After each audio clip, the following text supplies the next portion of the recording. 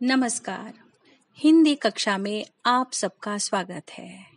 आज का हमारा विषय है हरिहर काका। ये कहानी ग्रामीण परिवेश की है। कहानीकार ने हरिहर काका की कहानी के माध्यम से आज के गांवों की स्थिति का यथाचित्र प्रस्तुत किया है। हरिहर काका और लेखक गांव में पड़ोसी हैं। गांव बिहार के आरा शहर से 40 किलोमीटर की दूरी पर स्थित है। यहाँ की कुल आबादी 2,500-3 हजार के लगभग है। गांव में एक विशाल मंदिर है जिसे ठाकुरबाड़ी कहा जाता है। उस पर गांव वालों की अपार श्रद्धा और विश्वास है। हरिहर काका भी वहां जाते थे। हरिहर काका 4 भाई हैं। काका की 2 शादियां हुई लेकिन कोई बच्चा नहीं हुआ और बीवियां भी मर गई। संयुक्त परिवार था। भाइयों की बीवियां उन्हें बचा खुचा भोजन देती थी। तबीयत खराब होने पर कोई पानी तक को नहीं पूछता था। काका सहते रहे, लेकिन एक दिन पानी सर से ऊपर चला गया। काका का एक भतीजा जो शहर में नौकरी करता था, घर आया। उसके लिए स्वादिष्ट व्यंजन बने, पर काका को वही रूखा सूखा भोजन दिया गया। काका आग बबूला हो गए, थाली पटक दी और खूब खरी खोटी सुनाई। जिस समय घर में ये कांड हो रहा था, ठाकुर बाड़ी का पुजारी वहीं दालान में था। उसने सारी बात महंत को बताई। सब ने मिलकर षड्यंत्र रचा।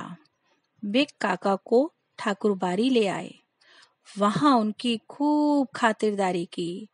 धर्म कर्म की बातों में उलझाकर दुनिया को स्वार्थी बताते हुए जमीन ठाकुरबाड़ी के नाम लिख देने को कहा। 15 बीघा जमीन का मामला था। काका थोड़ा हिचकिचाए। शाम को जब भाइयों को सूचना मिली तो वे ठाकुरबाड़ी पहुंच गए और काका से क्षमा मांगकर वापस घर ले आए। उनकी पत्नियों ने भी उन्हें स्वादिष्ट भोजन देना शुरू कर दिया। काका गांव में चर्चा का विषय बन गए। अब भाई उनसे जमीन उनके नाम लिखने का आग्रह करने लगे। हरिहर काका रमेश्वर की विधवा और ऐसे ही कई लोगों की दुर्दशा देख चुके थे, जिन्होंने जीते जी जमीन परिवार वालों को दे दी थी। एक तरफ भाई दबाव डाल रहे थे तो दूसरी तरफ महंत जी परेशान थे कि शिकार हाथ से ना निकल जाए। महंत ने योजना बनाकर उनका अपहरण करवाया और मार पीट कर सादे और लिखे कागजों पर उनसे अंगूठा लगवा लिया। महंत का ये भयानक रूप देखकर काका हैरान रह गए। भाइयों ने पुलिस की मदद लेकर उन्हें महंत के चंगुल से छुड़वाया और हाथ पांव बांधकर उन्हें कोठरी में डाल दिया। भाइयों ने पहले आदर सत्कार कर उनका मन जीतना चाहा, लेकिन काका को पिघलते ना देख उनके सब्र का बांध टूट गया।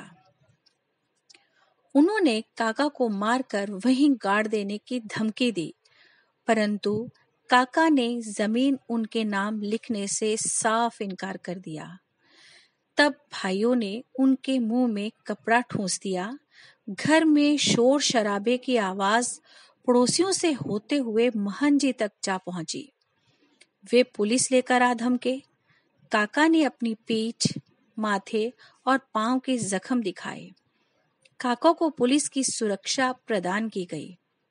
स्थानीय नेता ने भी जमीन पर स्कूल खुलवाने का चारा डालकर काका से जमीन हथियाने का प्रयत्न किया, किंतु वे लोगों के लालच को, स्वार्थ के इस घिनौने रूप को देखकर बिल्कुल संवेदन शून्य हो गए थे।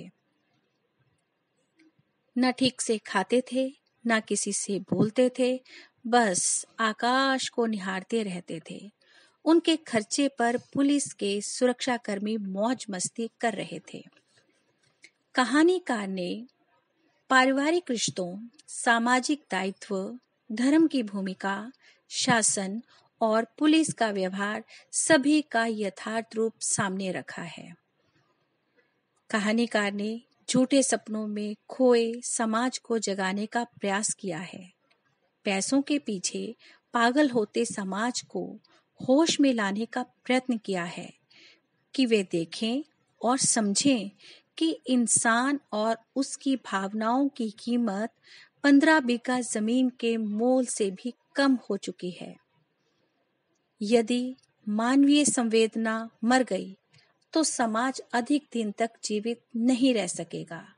मकानों से नहीं, घरों से, रिश्तों से समाज बनता है।